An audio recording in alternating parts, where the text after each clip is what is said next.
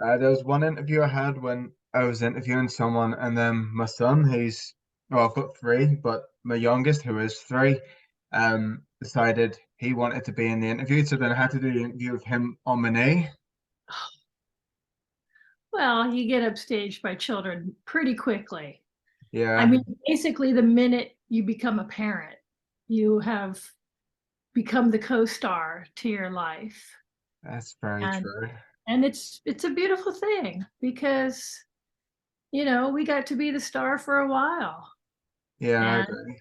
it's really nice to check that and hand the torch to someone else and guide them to a great path. And I think being a parent is one of God's greatest gifts that we could ever experience, that kind of love and that kind of fear.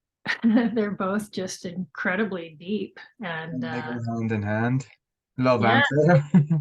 I mean, my daughter, who's 18 now, she used to sit on my lap all the time. And now I yearn for that. I miss that so much.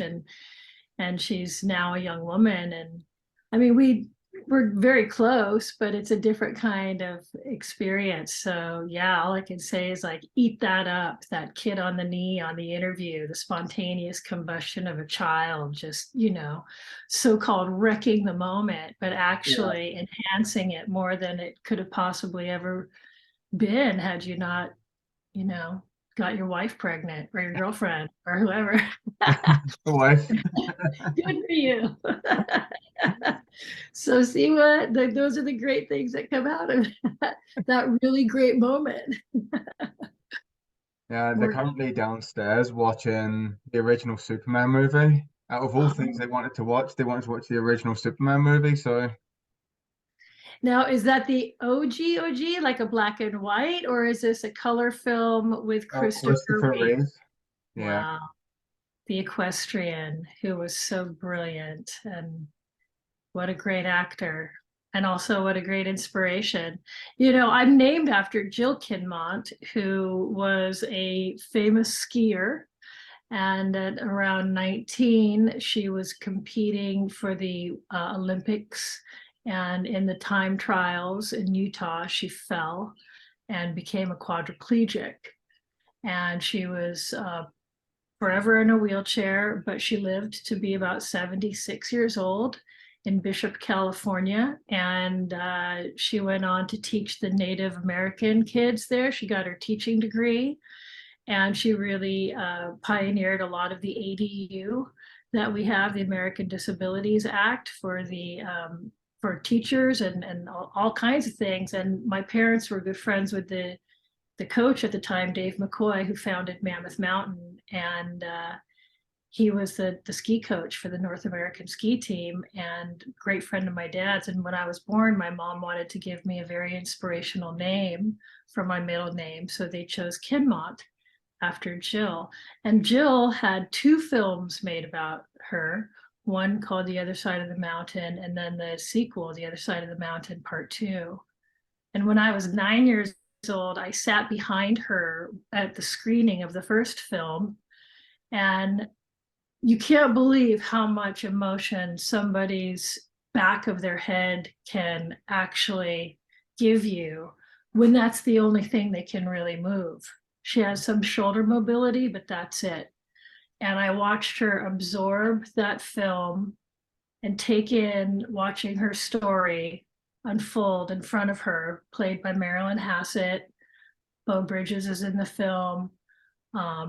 It's a great film, and I was, you know, permanently impressed by that experience of seeing somebody really see their life in a way that they probably never thought would happen in a movie. We all kind of imagine like my that's life such as a a great movie. memory to have, isn't it? It is. And I think that it really like it made an imprint on me as an actor because, the camera is a still entity, right? And the more still you are, the more the camera kind of lands on you and it takes you in. If you're moving around all the time, you're kind of spending the energy. right? You learn Yeah. this as an actor going into work in front of a camera. Film work is totally different than stage. But watching her like just like the movement, like the jerking, and like things were really emotional and stuff, and she'd kind of jolt a little bit and like it hit me in such a way like it was like a tsunami of large impressionable emotion. And yeah, I think it definitely left its mark on me for sure, that experience. So yeah, Yeah. Christopher Reeves. That's how we got on this tangent. But Christopher Reeves, another great inspiration. Superman, somebody who was a god in the movie Kingdom, and Superman, that's like a legacy of, you know, comic book and experience that people had before they even made a movie or a TV show about it. And to have that kind of an accident and then to be confined to a wheelchair like that, and to still have the strength of spirit to continue on and to fight for his day, Yeah. right? Because that's all we have. It's just our day, what we make of it, and like, do you want to be a part of it? And what are you going to do with it? It's such a gift. And you have these like incredibly defining, painful moments of loss and and the memory of what was, and you think that you're just going to spiral and just get sucked down into that tube of despair and depression. And you see people like that and you're like, okay, there is a testimony to the human spirit. Yeah, And I'd agree with you. yeah, he is There's a superman. in and out of, well, in real life and in the movie too, which is why I think my boys wanted to see it, because they were like, "What Superman did you see growing up?" And I was like, "This is the one here." And it's not Henry Cavill, it's not Brandon Routh, it's Christopher Reeve. So they want to just go through the whole series. I'm happy to guide them through it. Well, what's really beautiful, Jeff, is that there is a Superman and a Superwoman inside everybody. And that's why we love that concept of an everyday person being able to do extraordinary things, because that is all of us. And it's good that we have had multiple actors in these kinds of roles, like, and to diversify the superhero has been so great in the last decade. To bring the Chadwick Boseman, to bring the all the Lucy Liu's, like everybody, everyone's included. And Angela Bassett to Charlize Theron, it's like everybody needs to know that we all have that capability of spirit. We may not be able to physically do some of those things, but gosh, there's a lot of people out there that actually are quite incredibly physical, that can do superhuman things because fear kicks in. And like different kind of fear, not like worry fear, but like active present danger, which Yeah. heightens the oxygen in your body. It makes your muscles stronger somehow, some way, and your reflexes faster. That's just a scientific fact. Clear and present danger is totally different than anxiety fear. So, those are the only time. And when you think about it, like, oh, well, when clear and present danger comes, I'm actually a stronger human. So what am I worried about? I got this. I'm, I'm Wonder Woman. And what we're speaking about kick-ass females, as you were mentioning there, Charlize Theron, you were a kick-ass female in the 90s. You were taking the screens by storm, kicking ass in CIA, Renegade. So I think we should put the spotlight on you for a wee second and think, you know, let's go back to the beginning and what actually got you into the acting industry? Well, I like that it's for a wee second. uh, what got me into the acting industry was my mom. My mother, Abby Dalton, was a beautiful, talented, funny, just dramatically great actress and a brilliant mom. And I loved her so very much, and I admired her and how she did it and how she made it look so effortless, and she loved the people and she loved working. And I just was like, wow. And she was an athlete. She played tennis. She was on the celebrity pro am circuit. She was actually ranked. She was an athlete. So she was able to really balance her work life with her home life, with her active life, with she and my dad were married for 60 years. I mean, she really had it going on, and I just loved how she handled her fans too. Like she was always just really very gracious and cool, and she did charity work, and and I was just like, wow, that's a really cool career choice. You get to be all these different people, wear all these different clothes, get to be glamorous, get to be an athlete, get to be invited to stuff, get to, I was like, I'm in. This is going to be great. So I said, when I was 15, I said, I think I really want to do this. And she said, okay, there's an acting class down the street that you can ride your bike to. I'll write the check and you start going. Because you can't do this without knowing what you're doing. It's not just about looking cute and wearing a bathing suit, smiling, and you have to have the chops. You have to have a craft. So I did. I started going to this place called James Best Theater, and it was right down the street in Toluca Lake. And oddly enough, Quentin Tarantino was in the same class, and that's why I ended up writing my book called I Should Have Been Nicer to Quentin Tarantino, and other short stories of epic fails and saves. Um, because we've never worked together, but I always wanted to. Uh, and yeah, I just started like at a really young age getting into adult environment with adult working actors, working on sides, scripts, not really scripts, but acting scenes that were straight from television that they were pulling from auditions and whatnot. So I really learned how to audition. I learned how to break a scene down. And then because I was just really an athlete in school, playing basketball, volleyball, I skied and rode horses and just really, I love to swim and dive. I was a competitive diver. And so none of that stuff ever really, intimidated me. I danced a little bit, but I was so tall that the ballet teacher was like, you need to get out of here. It's not going to ever happen for you. So that kind of crushed my spirit a little bit, but I wish I'd stayed with it. But I think that with all the fight choreography and stuff I learned, on set and in rehearsals, I kind of, you know, faked it pretty good.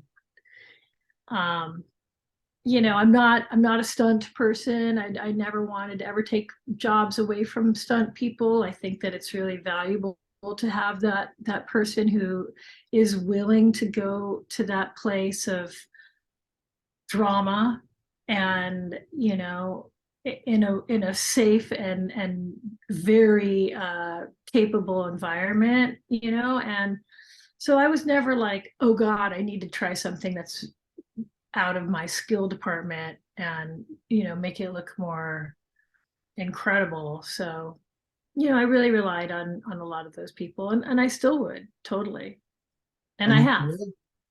your career's been very diverse. You've had like action roles, you've had horror roles, you've had drama roles. What role would you prefer, or what type of character do you like to play? The type of characters I really enjoy are right now, like your niche kind of shifts as you age and you grow, right? And I think that right now, dynamically, I see myself in places of authority. And I would say that's just because of ageism and getting, getting old enough to play the judge and the principal or the CEO, or, and then with that, I think that, I the best jobs or the best characters I like to play too are the ones that have everything and then lose everything and then gain one piece of it back, right? Like have that arc of like seeing somebody who seemingly has everything going for them, and then whoosh, the carpet just gets ripped out from under them, and then you see them having to claw their way back or crawl or however they have to get back to a place of standing again, whatever that is. So I guess if I could, choose a character to have that kind of, and that can be comedic or dramatic or action or anything, but as long as a character has that kind of an arc, I mean, and I think that most good writers pretty much write that, Yeah. all is lost maybe at the very beginning of a film, and you have to try and get that, person who kidnapped your child or something, and those kinds of things. I think high stakes is what I enjoy. That sounds like a plot for CIA 3. Sure. I think we did that in CIA 1 and 2, so why wouldn't we do it again? For all time's sakes. Just a series of, God, this kid just won't answer her phone. And she's the one who's like, getting the kidnappers to kidnap her. She's the one who's like extorting her mother. This is the 6th kidnapping this month. It's like, I know, Mom, it's really paying off. We can have Lorenzo make a little cameo and he could just be like all broke and like, ah. We'll have Lorenzo make a wee cameo. It'll be an Easter egg. Speaking of Lorenzo, you played a role in Renegade, which was really successful in the 1990s. Can you tell us a bit about your experience working on the show? Yes, my experience working on Renegade or Renegade or Renegade was everything that you could possibly imagine on, working with your husband and then breaking up in the middle of the 2nd season and then working another 2.5 years together, divorced. That whole personal business aside, it was one of the greatest creative, amazing jobs I've ever had. Stephen J. Cannell wrote and created the show, and he was the great factory mind of Rockford Files, 21 Jump Street, just endless hits after hit. I mean, he was just, and so humble and kind, and everybody really, really rallied around the two of us when we were breaking up. And then Lorenzo met his future wife she was working as an extra, and she posed for Playboy, and the photos, the Polaroids got put up in the makeup trailer. And then right at that crazy chaotic time, and this was like towards the end of the 4th season, I already had a radio show that I was doing that was on the same network as Howard Stern's show. And I had gotten the radio show because I had done Howard Stern's show a few times, and I was able to, not be offended by his banter and just be a jovial guest. You're kind of like, well, I'm food for the feast, I guess, and just deal with it. And we had fun. And so KLSX gave me this radio show, and he was in town promoting his show, and he only wanted to have me on. It was a whole new talk format. So they brought me in very, very late at night, but early in the morning. So I was up all night, tired, and my edit valve was clearly not with me. And so I was just, woohoo, I'll just say whatever I feel like. And it got me fired off of Nice. Renegade because Lorenzo happened to be getting in the car at that particular moment to go to work.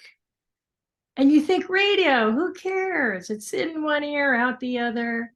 But yeah, that was part of the cancel culture back in the 90s. So I got canceled. And I've since apologized and felt, here's the thing. I just told the truth. But the Yeah. truth is it's not for everybody. And so you talk about things that are the truth, and it can land on people kind of, like, hey, why did you say that? And you're like, well, I don't know. I was asked, and I don't lie, so I'm just kind of telling it like it is. And when Howard Stern asked me if I had ever seen Shauna's privates, I was like, well, yeah, as a matter of fact, I have, because Lorenzo likes to put up her Polaroids from her Playboy shoot on the makeup trailer. So not only have I seen them, but all the grips and electric and the guest stars and the hair and makeup. Yeah, we've all seen it. So yeah, and I was just being flippant, but he didn't like it. So when I got to set that day, because I had to go to work that day, drive from LA to San Diego, it was like 200-mile ride. I'm like, ugh. And I get there, and the Teamsters, the big burly guys that move the trucks and stuff, they were all waiting there for me. I'm like, hey, and they're like, oh, Lorenzo's pissed. And I was like, oh shit, what did I do? Or what did I say? Why is he mad? What happened? I'm like, I didn't think anyone was even going to listen to it, but everybody listened to it because it was on so late in LA. Because I went on so late in LA, there was a delay. So it was live in New York, but delayed in LA. So then when they got in the car, yeah. So that was Renegade. Seems like you were the renegade. And Lorenzo and I are great friends now. We're all cool. Everything's fine. Shauna and I became friends. Her daughters, I know. Victoria Lamas is a real sweetheart. They're all beautiful kids. I mean, all six of his kids are just gorgeous and lovely. And it was a time in my life that you know regret is such an interesting word because it feels like, oh, I was like cringe, I should have never done that. But those kinds of like those moments are like, oh yeah, let's see how will I do that differently next time when I'm presented with something that is of caliber, like, watch your words, watch your P's and Q's, watch your references, who's going to hear this, and these days you can get sound bit from anywhere. Yeah, and they can even make it up now with AI. Oh my god, you're absolutely right. Yeah, audio for sure. You're not really I don't sure. know how intense they can get with AI uh video, but I've certainly seen faces that have been put on bodies that don't belong there. Yeah, And right. And yeah, you just got to be so careful with your devices and your photographing of yourself, and your filming yourself doing things that you wouldn't want your parents to see. Stuff like that is just, I mean, it's such a responsibility. I mean, this device is what changed everything. yeah, This is the device that created the Me Too movement.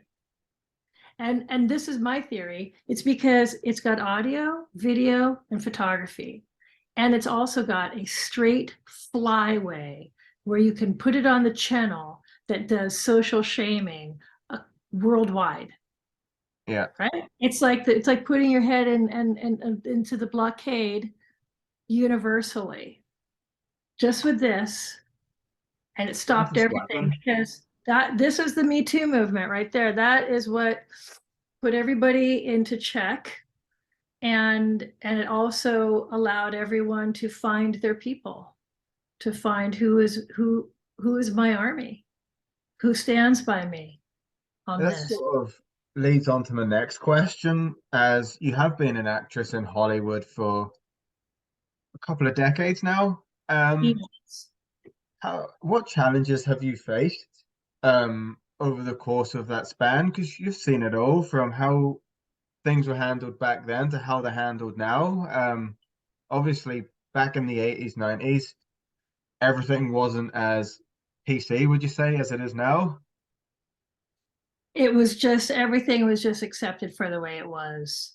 And that was the way it was. And you didn't try and fight it. You just tried to play the game as best as you could while swimming with sharks and trying to make friends with them at the same time, and like, is this a good shark? Is this a good you know, shyster? Is which I'm like between a shark and a shyster. That was what it was like.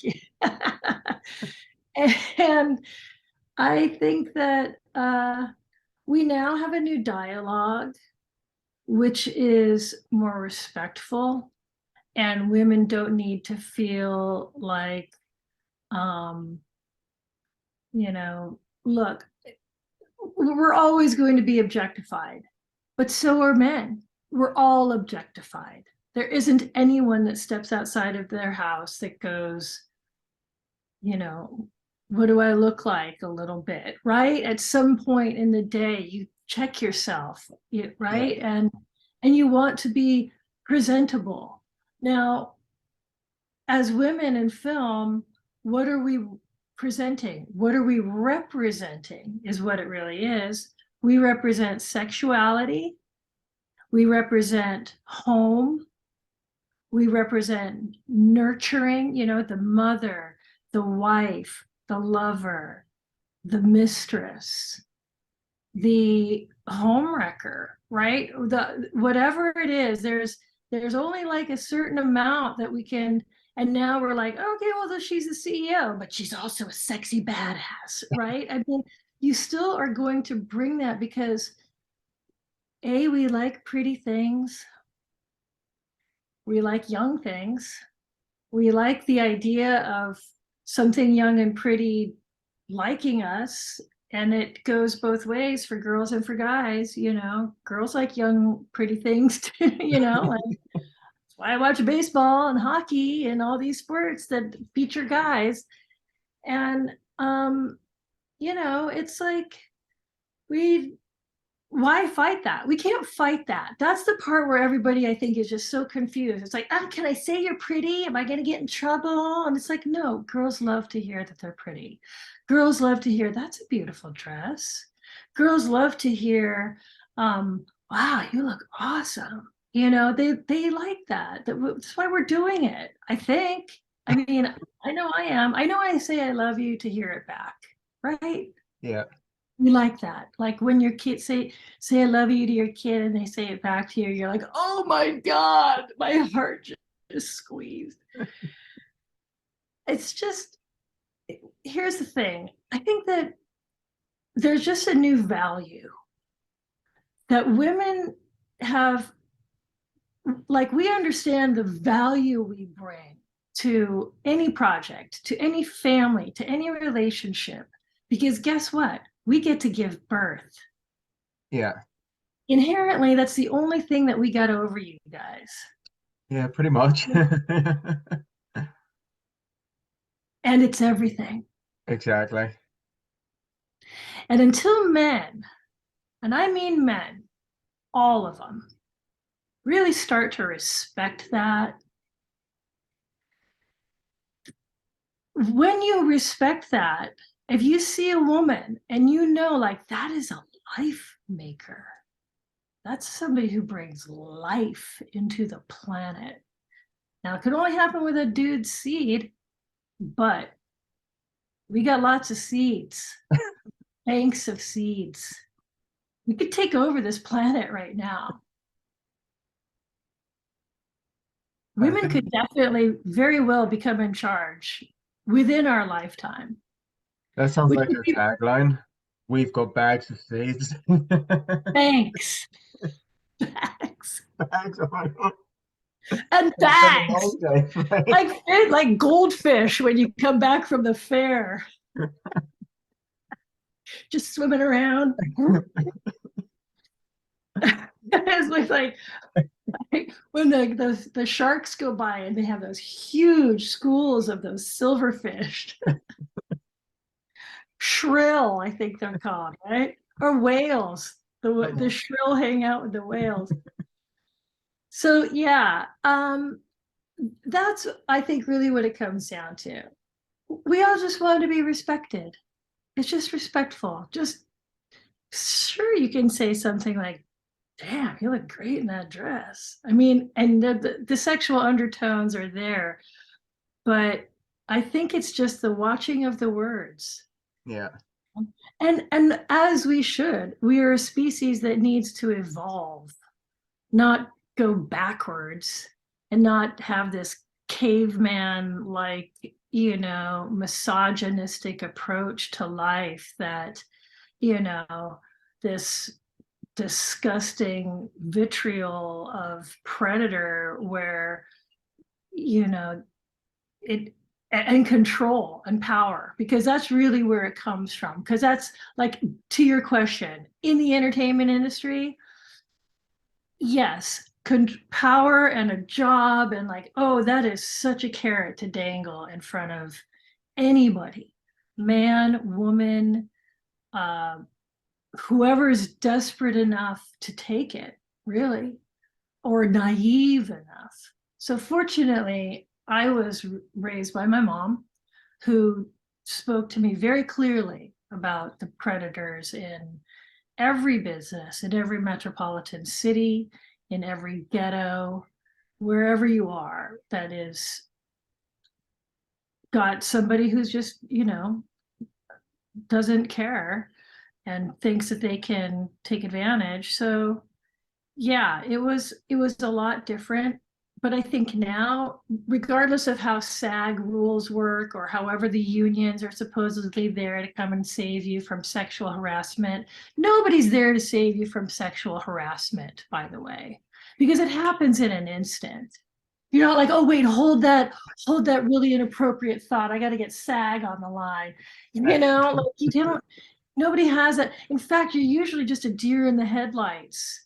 You don't even know how to respond. You don't even usually respond maybe for a week or a month or maybe 3 years later. Like that's the reality for people that have been in really like, whoa, that was so inappropriate. I don't even know what to say. Um, so I really have a lot of sensitivity about the whole thing, and people that I actually wrote a show called Bump and Grind. I wrote a pilot. I shot it. Kristana Loken stars in it. There's a lot of great people: Kevin Farley, David Leisure, Adrian Wilkinson. It's a really good pilot, and I'm actively selling it. And it's all about this. So, and I shot mine right before Me Too. So I was truly ahead of my time with what was going on, and feeling like, man, this stuff is so, it's like when a pimple needs to just pop. Like it was really like the scales were so tipped. Like a friend of mine was like, yeah, a manager gave me a list of like, here's the power hitters in town. Just tell me which ones you're comfortable giving a blowjob to. So that's where it was, right before Me Too. Jesus. Exactly. So there was a reason why it had to end. It had to just be like, okay, whoa, whoa, this is no, this is not how it's done. And unfortunately, it was how it was done for a while, for a long while. Marilyn Monroe days. You know, Blonde really depicted it beautifully, tragically. And I'm sure it's still out there, you know. People are like, hey, you know, hey, how far do you want to move up the ladder? Can you keep a secret? That's the dialogue right there.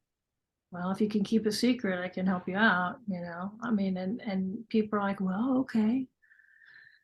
So I think that we're getting there. We're making some steps, but it's I think that doing a show about what it looked like prior to Me Too would be really great, a great canvas to show how far we've come and a solid reminder of where we don't want to go back to.